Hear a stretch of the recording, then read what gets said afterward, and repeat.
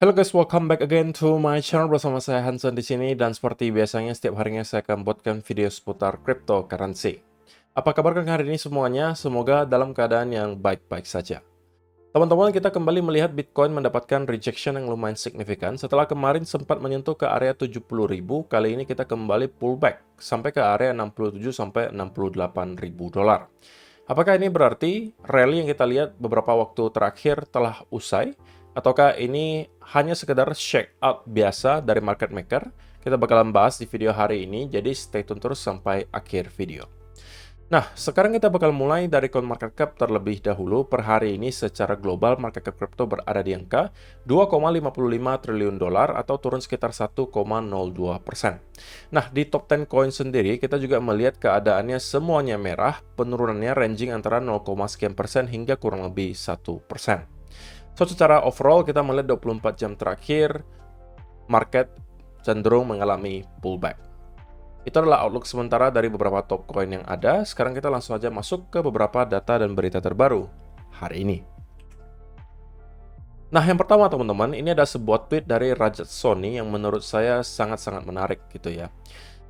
Kita melihat sekarang banyak orang yang berargumen bahwa Bitcoin kemungkinan tidak akan lagi bisa menghasilkan gains yang terlalu besar dikarenakan market cap-nya yang telah terlampau besar.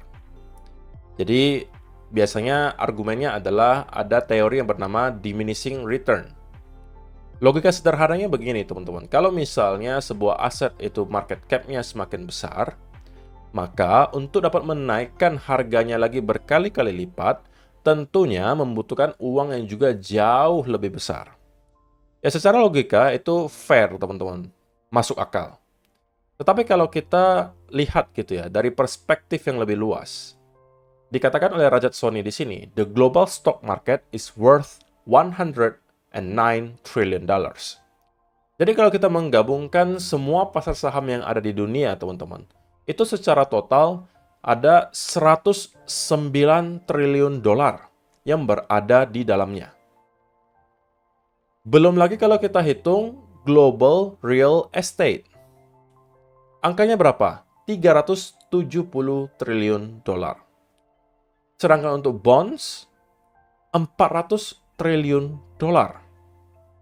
Jadi, kalau kita totalkan teman-teman, uang yang ada di seluruh dunia itu, kalau kita ambil saja dari bonds, real estate, dan juga stock market, totalnya ada kurang lebih 800 triliun dolar. Sedangkan Bitcoin per hari ini, teman-teman, itu market cap-nya 1,4 triliun dolar. So, ini bahkan belum 1% dari total yang kita lihat di sini. Bonds, global real estate, stock market, kurang lebih 800 triliun dolar. Bitcoin cuma 1,4 triliun. Nah, kalau kita lihat dari perspektif ini, maka kita bisa mengatakan, oke, sepertinya masih ada sedikit ruang ya untuk bergerak untuk Bitcoin karena kelihatannya uang di seluruh dunia ini jauh lebih banyak daripada yang kita perkirakan. All of these assets will need to be repriced in Bitcoin because Bitcoin will replace dollars. Nah, ini tentunya adalah statement yang sangat-sangat kontroversial ya teman-teman, karena untuk sekarang tentunya belum terjadi, tapi mulai banyak yang percaya bahwa kemungkinan Bitcoin bisa aja menggantikan dolar. But these assets won't reprice fairly. For example, with stocks, any companies that adopt Bitcoin late will lose a lot of value or will go bankrupt because investors will pull out their money to buy something that performs well against Bitcoin.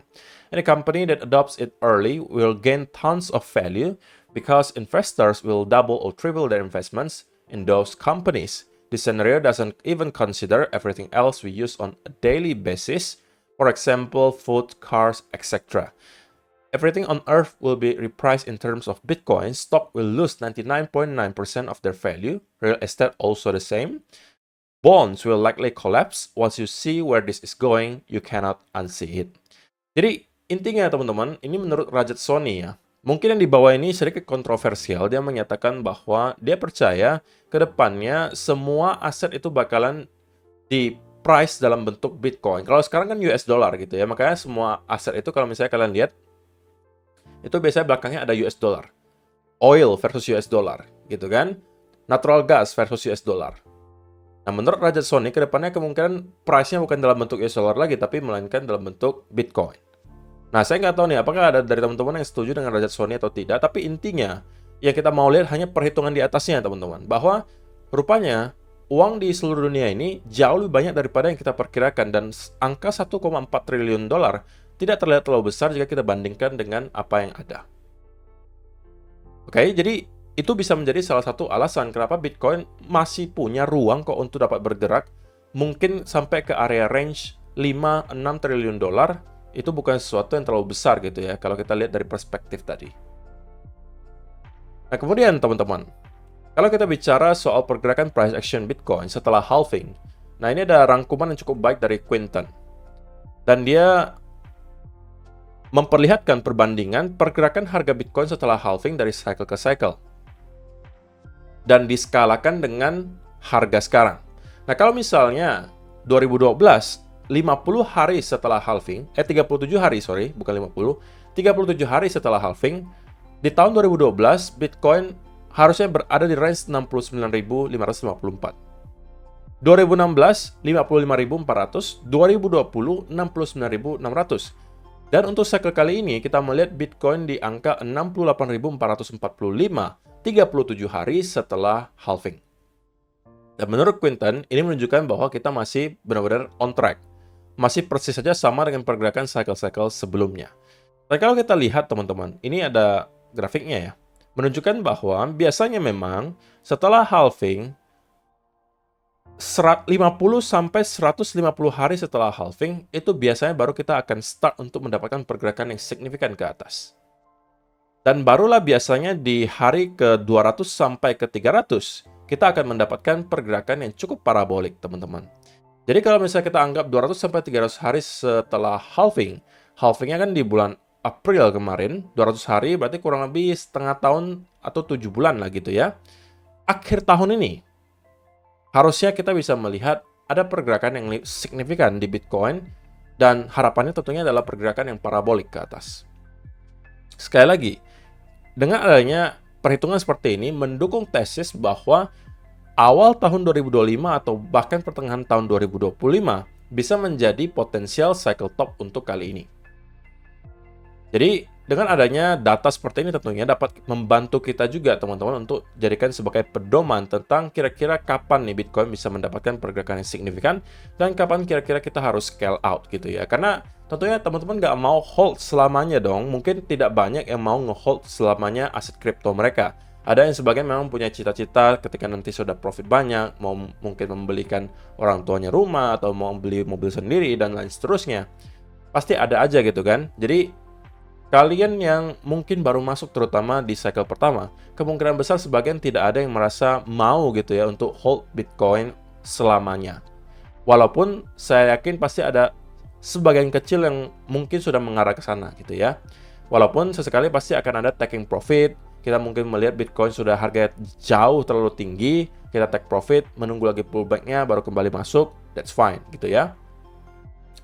Dan kemudian teman-teman, apakah kalian akan siap jika kita melihat Bitcoin itu pergerakannya bakalan seperti ini selama beberapa bulan ke depan? Nah, untuk sekarang tentunya kita kan semua berharap gitu ya bahwa Bitcoin secepatnya mampu untuk break ke all time high yang baru. Tapi, apakah secara mental kalian siap kalau rupanya kita masih akan konsolidasi selama berbulan-bulan di sini? Dan ini adalah satu senario juga yang juga berpotensi terjadi. Namanya market, itu ada 3 trennya, teman-teman. Bisa uptrend, bisa downtrend, bisa sideways. Nah, kalau misalnya kita bicara di tahun 2024, dari tahun 2023 akhir malah sampai 2024, kita jelas berada di uptrend. Gitu kan? Nah, pertanyaannya sekarang apakah uptrendnya akan diganti oleh sideways dulu sebelum pada akhirnya kita uptrend lagi, ataukah uptrend kali ini belum selesai? Gitu kan? Nah, kalau misalnya kita masuk ke fase sideways, pertanyaan berikutnya lagi, sideways-nya akan berapa lama? Nah, kalau kita bicara soal seberapa lama sideways itu bisa bertahan, teman-teman, maka kita sebenarnya bisa melihat dari data-data sebelumnya gitu kan, atau pergerakan sebelumnya. Sideways movement itu bisa panjang pergerakannya, teman-teman. Contoh paling dekatnya mungkin di pertengahan tahun 2023 ya. Di sini kita mengalami pergerakan yang sideways. Berapa lama kita sideways-nya? Kalau kita anggap awal mulanya di sini, 21 Maret hingga kurang lebih 21 Oktober. Kurang lebih setengah tahun, teman-teman. Kita sideways. Tidak ada pergerakan, tapi hanya cenderung di dalam sebuah range. Ya kan? Jadi uptrend, sideways, uptrend, dan sekarang kita berpotensi sideways lagi. Nah, cuma sideways-nya berapa lama kita nggak tahu. Gitu kan? Nah, kalau memang kita akan tetap sideways selama beberapa bulan ke depan, ini diawali dari bulan Maret ya, teman-teman. Bulan Maret. Kalau misalnya kita anggap ini akan setengah tahun pergerakannya, maka kita bisa sampai ke bulan September tahun 2024. Baru kita bisa kembali break dan menuju ke all-time high yang baru. Apakah kalian siap dengan hal tersebut? Kalau misalnya kalian investor, kalian wajib siap kalau menurut saya. Karena kita nggak tahu memang market itu bakalan bergerak kemana habis ini. Kita bisa lakukan analisa, tapi market akan menentukan. Kalau memang market memutuskan untuk sideways selama beberapa bulan lagi, ya kalian memang harus siap. Apalagi kalian yang investor. Kalau kalian traders, beda cerita. Gitu ya. Jadi, itu yang mau saya ingatkan, teman-teman. Bahwa kita jangan sampai terlalu fanatik ke salah satu senario, sekali lagi, dan merasa bahwa kita pasti akan naik sebentar lagi. Dan kemudian justru ketika kita sideways, teman-teman capitulate. Teman-teman menyerah gitu. Udahlah lama banget naiknya, mending saya keluar aja gitu. Nah, saya yakin kalau misalnya sideways movement tersebut benar-benar terjadi, pasti akan ada banyak yang keluar. Karena mungkin merasa bosan menunggu, atau capek secara mental tidak mampu menahan. Dan semakin lama sideways-nya, bisa jadi semakin banyak orang yang takut bahwa kita telah menyelesaikan bull market kali ini, dan kemudian justru akan drop dan masuk kembali ke bear market. Tentunya adalah senario terburuk gitu ya, untuk para kita-kita yang sudah melakukan akumulasi di sekitaran area bottom bear market, untuk melihat kembali kita masuk ke bear market. Walaupun untuk sementara, chance-nya bagi saya tidak terlalu besar, teman-teman. Oke? Nah, kalau kita bahas soal price action Bitcoin, apa yang terjadi selama 24 jam terakhir, kita mendapatkan ada rally kemarin secara tiba-tiba nyampe ke kurang lebih 70.500 sampai 600, teman-teman. Dan kemudian kita mendapatkan sell off dari sana juga secara cukup tiba-tiba. So, apa yang bisa kita lihat sekarang adalah bahwa Bitcoin sedang terkonsolidasi di sebuah range di sini. 71 sampai 67.000 akan menjadi range-nya. Nah, pertanyaan berikutnya, apa yang sedang dicoba dibuat oleh Bitcoin berikutnya? Nah, ini sebenarnya masih cukup prematur, tapi untuk sementara ada sebuah trendline yang terlihat cukup di respect oleh Bitcoin, yaitu adalah yang ini, teman-teman. Walaupun titik sentuhnya baru ada 2, tapi keduanya menghasilkan rejection yang luar biasa kencang. Nah, kalau misalnya bentuknya mengerucut seperti ini, teman-teman, maka untuk sementara, ini adalah asumsi saya, teman-teman, yang cukup prematur, bahwa ini adalah berpotensi membentuk semacam symmetrical triangle. Oke? Nah, symmetrical triangle ini tentunya baru akan tervalidasi menurut saya jika kita kembali mendapatkan ada 2 sentuhan. Satu dari lower trend line, satu lagi dari upper trend line. Kalau ini keduanya menghasilkan bounce dari trend line, maka menurut saya symmetrical triangle ini telah tervalidasi. Dan kalau kita breakout dari area tersebut, itu bisa menjadi awal lagi bagi kita untuk mendapatkan rally berikutnya ke atas. Dan sebenarnya teman-teman, pergerakan sideways selama beberapa hari itu didukung juga dengan data dan event ekonomi di minggu ini. Data dan event ekonomi minggu ini yang cukup penting itu baru akan hadir di hari Kamis dan juga Jumat nanti, teman-teman. Dan di hari Minggu kemarin saya sampaikan juga bahwa saya expect memang di awal Minggu kita tidak akan mendapatkan volatility yang terlalu signifikan, selain nanti ketika sudah masuk ke hari Kamis dan juga Jumat. Sehingga pergerakan sideways selama beberapa hari ke depan menurut saya itu cukup make sense gitu ya. Dan mungkin pada saat itu kita mulai bisa melihat juga pattern apa yang dicoba bentuk oleh Bitcoin. Sekali lagi, symmetrical triangle ini baru akan tervalidasi kalau ada 2 ekstra sentuhan di sini. Kalau kita kemudian breakdown, maka tentunya symmetrical triangle ini terinvalidasi. Oke, dan kita bisa jadi membentuk pattern lainnya. Nah, tetapi perlu saya ingatkan teman-teman bahwa apabila Bitcoin sampai mampu untuk kembali jebol di bawah area 67.000 dan close 4-hour candle di bawah area tersebut, maka saya secara pribadi officially tidak akan mencari lagi peluang untuk long.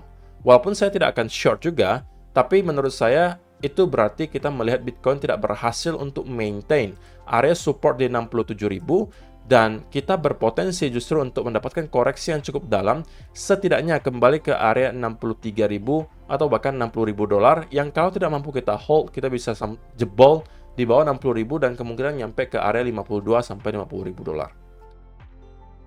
Tapi itu dengan catatan kita mampu break di bawah 67.000 dan close minimal 4 hour, lebih baik lagi daily candle di bawah area 67.000. Kalau itu yang terjadi, maka saya harus katakan saya kemungkinan besar bisa flip ke arah bearish. Tapi selama area 67.000 ini mampu kita hold, maka saya rasa pergerakan sideways yang kita lihat di sini itu wajar terjadi karena mungkin banyak sekali investor yang sedang mencoba untuk menunggu dulu data-data yang bakalan dirilis di minggu ini, di hari Kamis dan juga Jumat. Sebelum itu mereka mungkin tidak akan masuk ke market terlebih dahulu.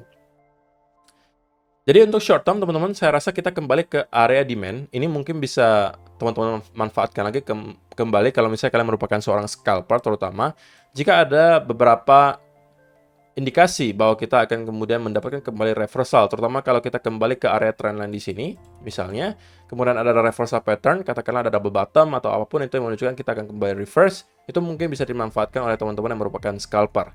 Nah, kalau kalian yang kemarin masuknya di sekitaran area range di sini, ada dua kemungkinan, kalian keluarnya dalam keadaan break even atau kalian keluarnya dalam keadaan profit kecil. Bisa jadi kalian sudah start untuk melakukan taking profit ketika kita nyampe ke 70.000 kemarin. Kalau misalnya ada yang sempat taking profit, mungkin boleh kasih komentarnya di kolom komentar di bawah. Jadi kesimpulannya untuk short term, teman-teman, saya merasa bahwa kita udah kembali lagi ke sekitaran area demand. Kita mendapatkan sell off memang, tetapi kita sekarang kembali ke area support yang saya rasa setidaknya akan kembali menghasilkan semacam bounce. Oke, bounce-nya kemungkinan akan kembali ke setidaknya area 68.000 bagi saya.